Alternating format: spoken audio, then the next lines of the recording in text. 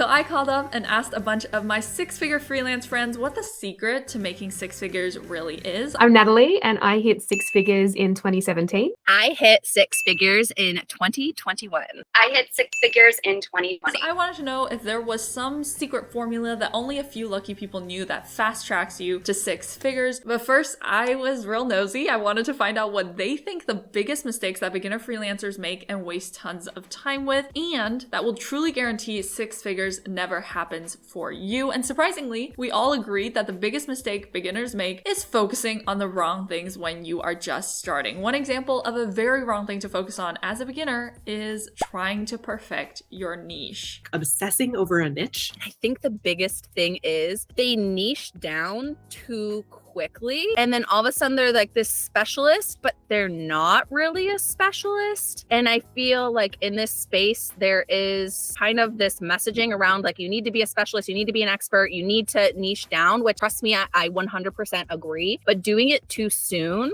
kind of corners you into an area that A, you might not be very good at, and so then your clients are going to see through that, and B, you might not even like. When I first started out copywriting, I wrote everything. I wrote video scripts, webinars, sales pages, ad copy, emails, websites, everything. I tried 27 different side hustles. Like I counted it one time because I was like, it seems like a lot. 27 different side hustles until I got to the one where I'm at now. Then I realized each of these has been a stepping stone. As you make this transition, just take whatever comes to you. And I tell that to a lot of my freelancers too. Take whatever comes to you in the very beginning. Do not focus on finding and perfecting your hyper-specific niche when you're just starting. That's the wrong focus. If you ever want to make money as a freelancer, you gotta focus on the right things. You gotta know the difference between high impact, needle moving tasks and low priority, low impact tasks. So high impact tasks include things like cold pitching, talking to potential clients, networking, applying to jobs, signing up to freelance platforms, creating portfolio items, anything that gets you out there in front of the right people. Low impact tasks include things like creating a logo, picking brand colors, setting up an aesthetic Instagram feed, creating a full-blown website. I feel like I made my first 20 or 30 grand side hustling without a website. I didn't even know what my business was called. I was like, I'm Natalie. and I had a PayPal account I got paid into, and that was it. And then when I did have a logo, it was really ugly. So that didn't stop me either. I didn't have a website, I didn't have an aesthetic Instagram feed, and I was doing very well as a freelancer. Even when I was actually hitting six figures as a freelancer, I had no beautiful Instagram feed, no logo, and definitely no fancy business name. Okay, now that we're clear on the biggest mistake, let's get to the magical six-figure question.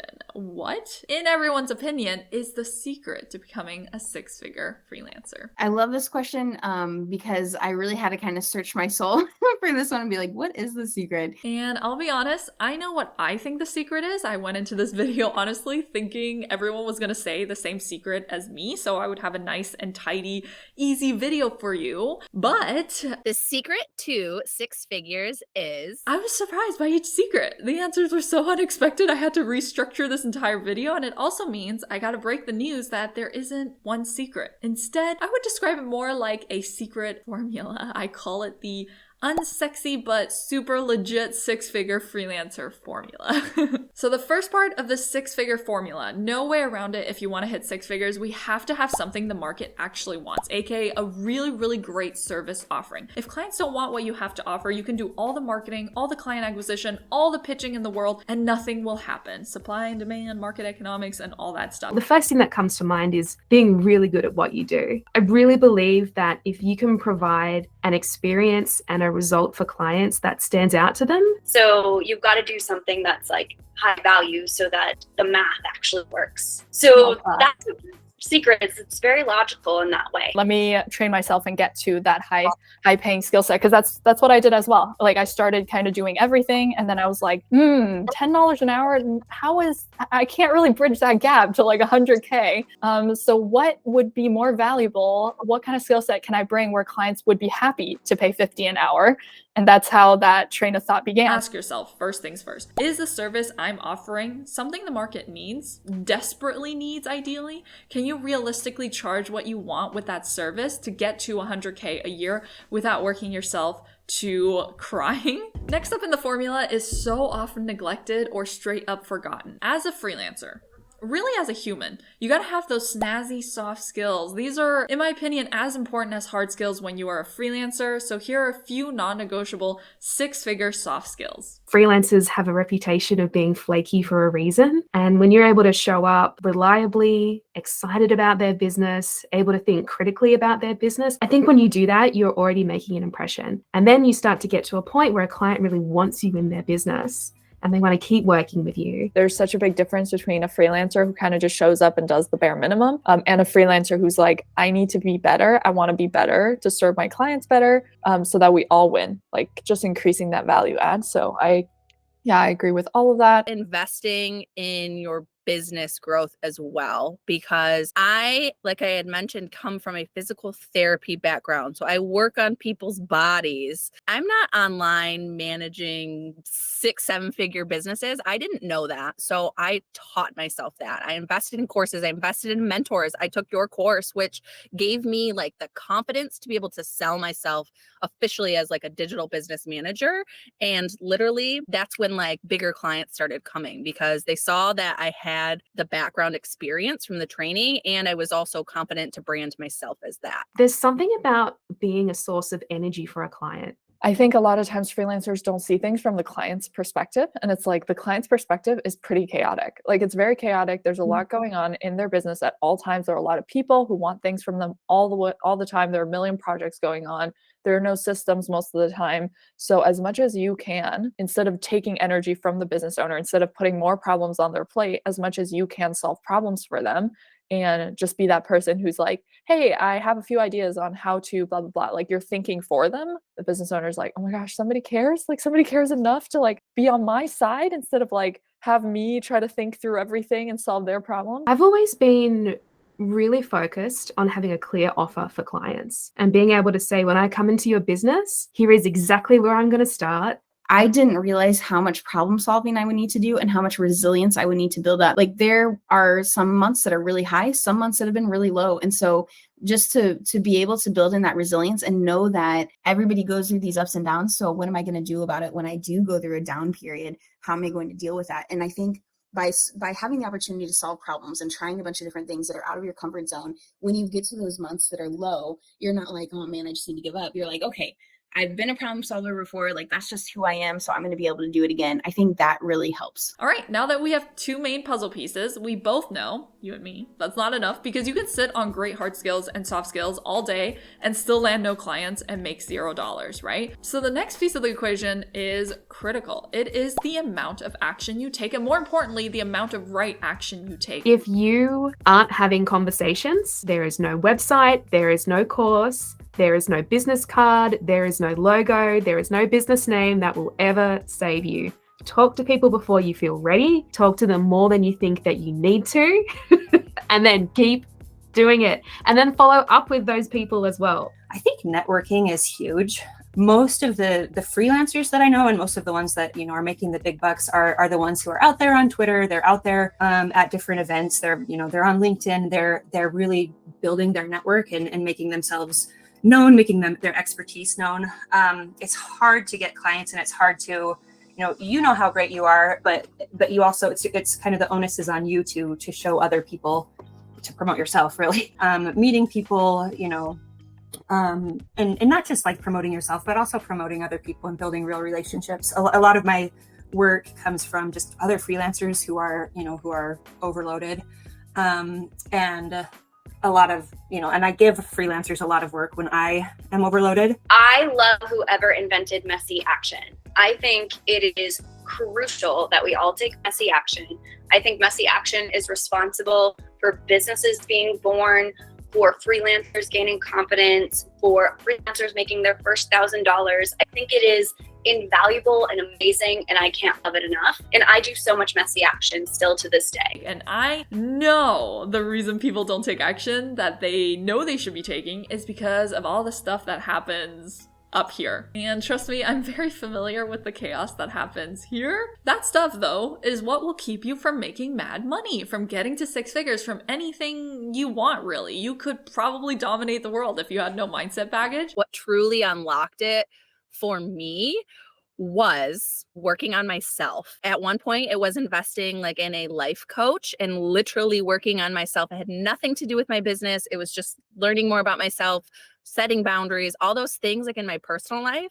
And that translated to my business. And I started making more money. That's when I started hitting like 5K a month. I was like, wow, that's kind of cool. You've got to work on something internal, which isn't always as sexy, you know? For sure. It's like people always ask like, oh, how did you get started? How did you do this? How did you do that? It's like, it's all mindset at the end of the day. Like if you can't get over your mindset, it doesn't matter how incredible you are, how like indispensable your value is. If you can't get out there and just face whatever we're so deeply terrified of, like failure, success, something being imperfect, I think really that is the biggest thing to taking action. So you also honestly have to separate yourself, who you are as a person, from your freelance business. That's a tip that I would really like to pass on to you. Your business is a separate entity. It's over there as a third party. And remember, like you yourself, you are not your business. You are just the CEO of that third party business, and you have to do what's right for that business. You have to embody essentially a more confident stage version of yourself to lead that business. The biggest thing I see with a lot of my new freelancers coming through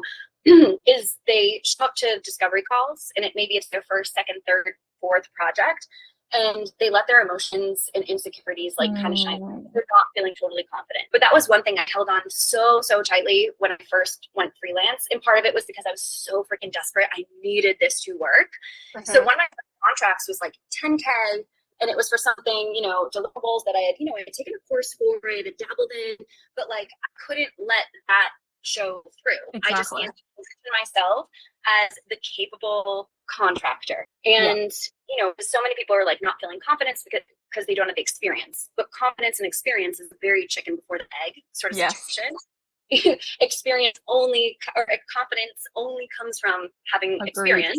And you can't get that opportunity to get experience if you don't act confident somewhere first so that someone gives it to you. Yeah. No matter what, I was going to table my emotions, put them in the bathroom. I'm not going to suppress them. I'll just deal with them privately later.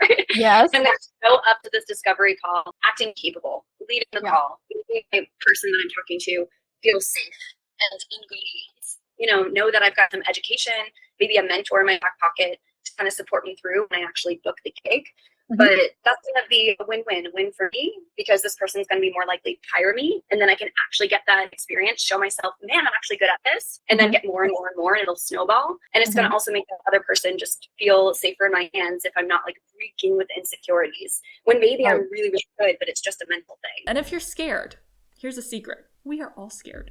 Even seasoned freelancers still get nervous, speaking for myself, reaching out to potential clients. But the difference between seasoned freelancers and beginners is seasoned freelancers do it anyway, despite fear, despite imposter syndrome, despite fear of rejection. So if you want to do an exercise, you can try to write down what's scaring you, what's keeping you back, and ask yourself if what a freelance career can unlock for you is important enough for you to work through those fears. But I actually started as a teacher, and I thought that's what I wanted to do because I loved helping people. And so I started as a teacher, and then 2 years in, I had a cancer scare, and I was like, holy crap, this is not what I want to be doing. And I'll never forget sitting in the doctor's office, on this red vinyl table, as this person comes in I had never seen before. And she was like, I'm sorry, you have cancer. It's aggressive. And everything changed for me that day. We left the doctor's office. I was in tears, and I was like, what now? But the thing that sticks with me the most is not the diagnosis. It wasn't anything like that. It was the regret that I felt, because I knew that what I was doing was not really what I was supposed to be doing. So what do I actually want to do? Who do I actually want to be? And if you keep saying, I will start one day, or if only I started a few years ago, nothing's ever going to change. Nothing will happen. You can decide to start anytime. You can start small. Start with a 5-minute task, a 10-minute task. Try earning just $1. Make those mistakes. They're the only way, I promise, to get to where you want to go. And finally, last but definitely not least, without this final remaining last piece of the puzzle, nothing will happen. Nothing will happen without this final piece of the formula. I think that the first thing is probably consistency. And for me, it was a journey. I didn't start, my first year making six figures, and I didn't start at my second year or my third year. But, eventually through time, and just, getting my name out there and getting my work out there and having different people notice it, different freelancers notice it, that was key for me in being able to build my clientele and to build my network and to eventually be able to land the clients that were interesting to me. Ta-da! The unsexy formula to six figures. A service the market wants plus killer soft skills multiplied by amount of action you take plus time. That is what will get you there. And I told you it was unsexy, but guess what? It'll actually work, which is more than the sexy formulas and sexy secrets can say for themselves. And most importantly, here's the reality check on six figures as well, because for a long time, I thought that, oh, six figures means success. When I get there, it will mean something really important. There's going to be this whole thing, confetti and everything. And the truth is, like, there really isn't, because if you don't associate any specific value with that number, if you haven't done the homework on why getting there matters to you, when you get there, it's just going to be like getting to 80K or 90K. But I mean, I know when I first found out I hit six figures, it was just my accountant like telling me, and it was literally like $100,000 and $1. And like, I was like, wow, I did it. And it was like really weirdly anticlimactic. It's almost like we think six figures means something beyond the fact that it's this $100,000 amount. It's as if it means like financial security, which it doesn't, as if it means like happiness, which is like the most difficult correlation to like break and stuff like that. But really, it's just a number. When I hit six figures, it was very anticlimactic. I was like, what's going on here? I think that's important to talk about as well, to be like, don't expect something magical to happen when you hit six figures. Like suddenly you're happy with everything in your life. Like six figures won't magically solve everything. So if you sacrifice the things that are more important to you along the way to get to six figures, you might find yourself getting there being like, wait, like what just happened on my way? Like I sacrificed time with family or friends or my freedom to get here. And those were actually the priorities that I came into this with. They glamorize six figures and they think that someone who is a six-figure something is financially secure. And in reality, like if someone's making 100K, that is not their income. Yeah. That is what they are bringing into their business. I mean, unless they say that is their income, which is possible after like they're making multiple. When I was making 100K, that was not my income. From a mindset perspective too, I thought, well, if the money is increasing, obviously my mindset is going to be there. Like I'm ready to go. But what I noticed, so I had my first month, that was like a really big month. I went from, I doubled, a little over doubled our revenue, like from one month to another. And it was a huge increase. And I thought, this is great. Mindset wise, I was not ready for that.